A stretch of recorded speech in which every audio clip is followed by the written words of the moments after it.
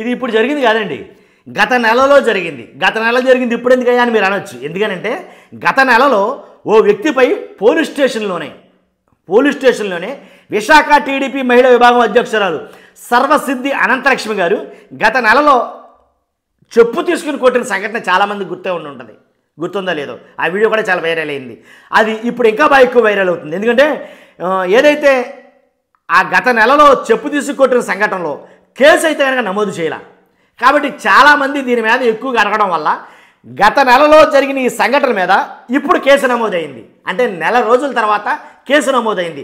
అందరూ దీని గురించి ఎక్కువగా చర్చించుకుంటున్నారు ఇప్పుడు. ఎందుకంటే గత నెలలో సర్వసిద్ధి అనంతలక్ష్మి వ్యక్తిని చెప్పుతో కొట్టడంతో అది కూడా పోలీస్ స్టేషన్లో ఒక వ్యక్తి ఉండగా దాడికి దిగింది ఆవిడ. టీడీపీ మహిళా నేత అనంతలక్ష్మి గారు అనకాపల్లికి చెందిన కొత్తూరు నరేంద్రను గాజువాక పోలీస్ స్టేషన్లోనే చెప్పుతోటి కొట్టింది ఆవిడ. అంతేకాదు తనపై కేసు పెడితే బదిలీ చేయిస్తానని పోలీసులకు చెప్పడం ఇది ఇంకా విడ్డూరం.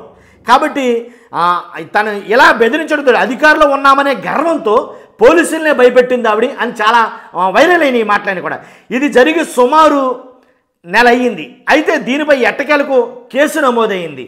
బిఎన్ఎస్ సెక్షన్ ప్రకారంగా 322 కింద కేసు నమోదు చేశారు గాజువాక సిఐ పార్థసారథి గారు. కాబట్టి అయితే టీడీపీ నేత కాబట్టి కేసు నమోదు చేయడానికి ఒక నెల రోజులు టైం పట్టింది. అదే టీడీపీ నేత కాకుండా ఉంటే కనుక ఎవరైనా సామాన్య మహిళ కానీ లేకపోతే సామాన్యుడు కానీ ఎవరైనా అదే రకంగా పోలీస్ స్టేషన్లో చాచి లంప మీద కొడితే నెల రోజుల పాటు ఏమీ చేయకుండా కేసు పెట్టాలా వద్దా అని ఆలోచించరుగా. ఆన్ ది స్పాట్ తీసుకెళ్ళి లోపలేసేస్తారు. కాబట్టి ఇప్పుడు జరుగుతున్న కేసులు చూస్తే ఇంకా మరీ విడ్డూరం. ఎందుకంటే అసలు కేసు ఉందో లేదో తెలియదు అరెస్ట్ ముందు. అలా జరుగుతున్న ఈ నేపథ్యంలో ఒక వ్యక్తిని పోలీసుల ముందు అందులోని పోలీస్ స్టేషన్లో చెప్పు తీసుకుని కొడితే ఒక నెల రోజులు ఆలోచించి కేసు పెడదామా వద్దా అన్నట్టుగా ఒక నెల రోజులు ఆలోచించి ఇప్పుడు కేసు పెట్టారంటే నిజంగా దీని మీద సర్వత్రా ఒక చర్చ అయితే జరుగుతుంది. కాబట్టి కారణం ఏంటంటే కనుక టీడీపీ నేత కాబట్టే కేసు నమోదు చేయడానికి పోలీసులు అలక్ష్యం ప్రదర్శించారు. కేసును ఏదో రకంగా పక్కదారి పట్టించే యత్నం చేశారు. కాకపోతే అనంతలక్ష్మిపై కేసు ఏమైందని పలువురు పదే ప్రశ్నించడంతో ఎట్టకేలకు కేసు నమోదు చేశారు అని బయట మాట్లాడుకున్నారు. కాబట్టి ప్రస్తుతం ఆమెపై కేసు నమోదైతే చేశారు. కానీ దాన్ని ఎంతవరకు ముందుకు తీసుకెళ్తారో అనేది చూడాలి. కాలయాపన చేసి కేసును మాయం చేస్తారా, కాలయాపన చేసి కేసును అనిపిస్తారా, ఆ కేసు నిలబడుతుందా పడిపోతుందా అనేది ఇంకా కొన్ని ప్రశ్నలకైతే కనుక సమాధానాలు లేవు.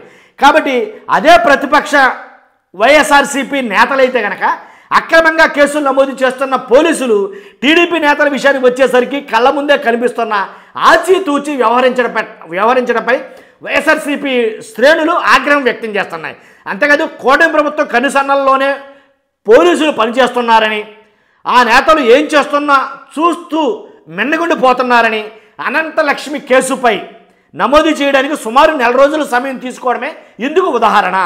కాబట్టి కేసు అయితే పెట్టాం కదా అని చెప్పుకోవడానికే ఈ తతంగం నడిపిస్తున్నారా, లేక నిజంగానే ఆమె పైన చర్యలు తీసుకుంటారా అనేది ఖచ్చితంగా వేచి చూడాల్సిందే మీరు నేను కూడా.